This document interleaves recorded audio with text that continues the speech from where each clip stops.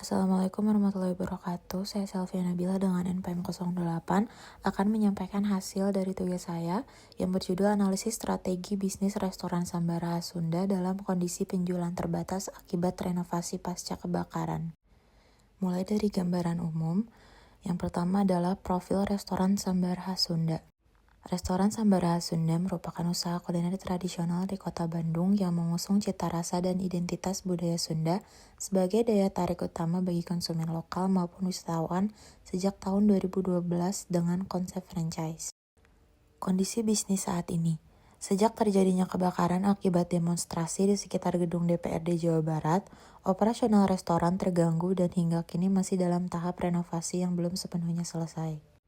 Fokus penelitian ini adalah menganalisis strategi bisnis Sambara dalam kondisi penjualan yang belum normal akibat keterbatasan operasional selama masa renovasi.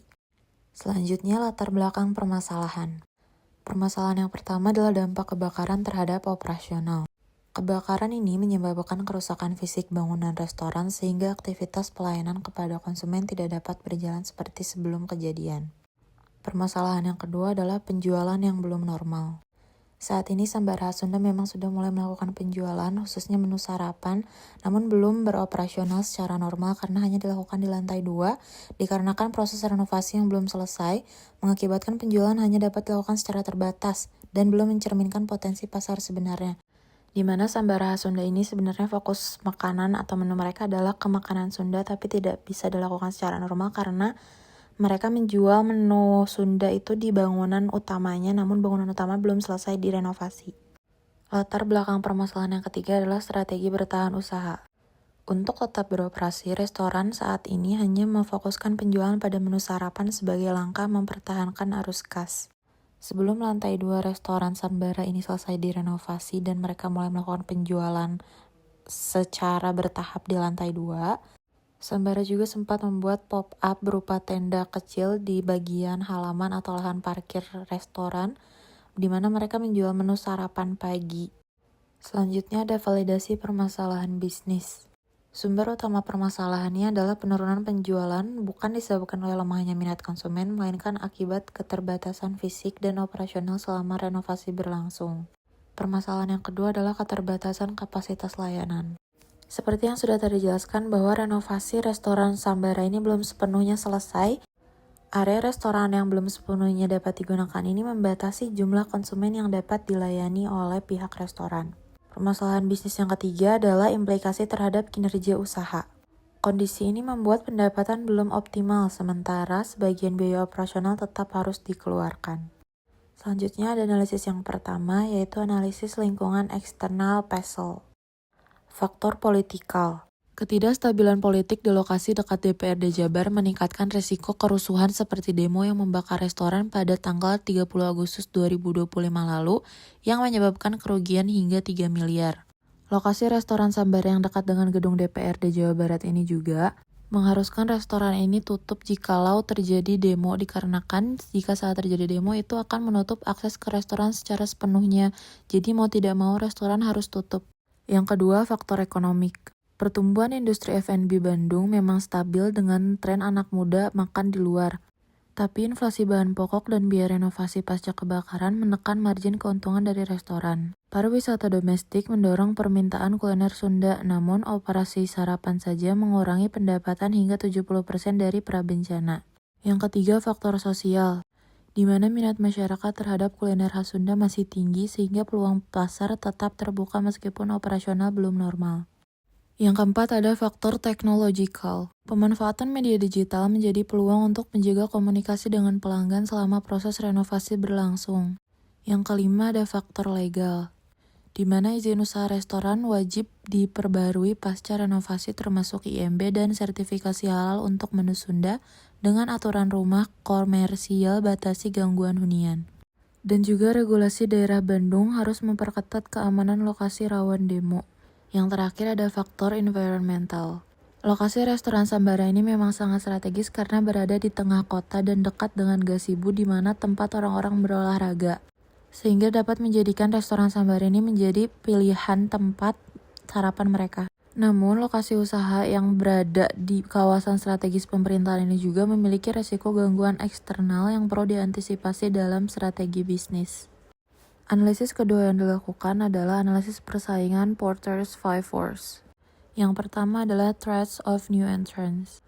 Hambatan masuknya sedang karena modal awal rendah untuk warung lesehan Sunda, tetapi regulasi EIMB dan kompetisi lokal strategis seperti Trunojoyo itu meningkatkan barrier.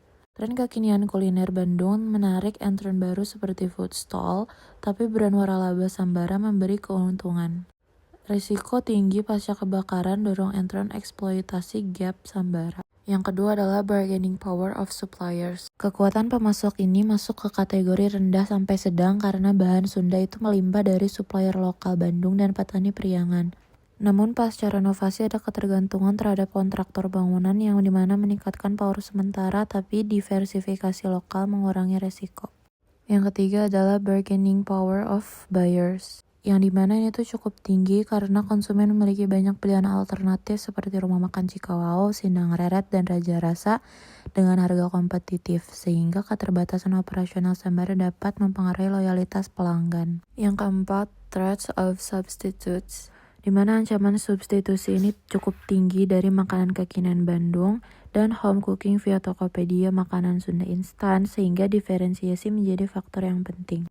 Yang kelima adalah rivalry among competitors, di mana rivalitas intens dengan restoran Sunda yang ikonik seperti Cibiu, Kalam Sunda, dan lain-lain bersaing berdasarkan lokasi, rasa, dan kapasitas lesehan yang besar.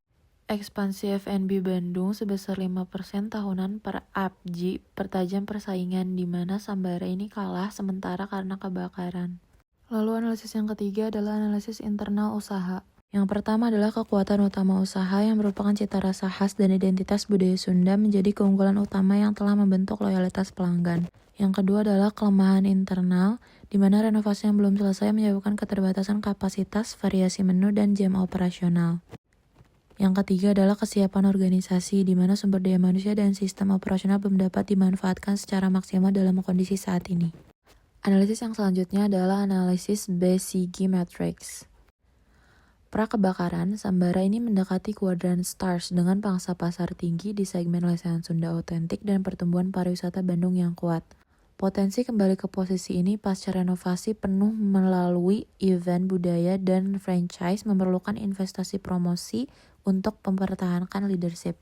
Namun dalam kondisi saat ini di mana penjualan yang belum masih normal karena renovasi yang belum selesai, posisi Sambara saat ini berada di kondisi question mark, di mana Sambara berpotensi memiliki pangsa pasar yang kuat, namun saat ini tuh mereka masih berada dalam posisi bertahan.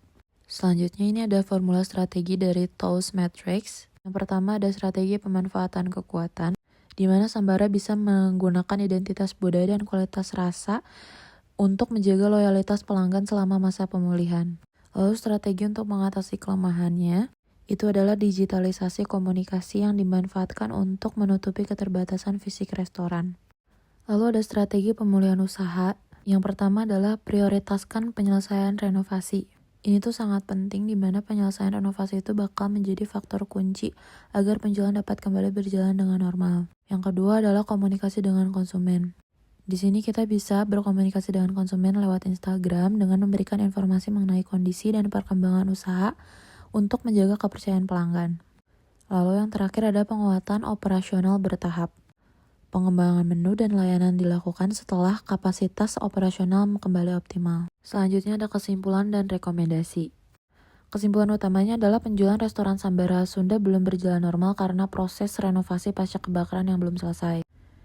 Lalu rekomendasinya adalah fokus utama yang perlu diselesaikan paling pertama adalah penyelesaian renovasi, kemudian penguatan komunikasi, dan persiapan strategi pengembangan pasca pemulihan seperti kerjasama dengan influencer lokal dengan menjadikan Sambara sebagai rekomendasi restoran Sunda di Kota Bandung, dan juga melakukan asuransi bangunan.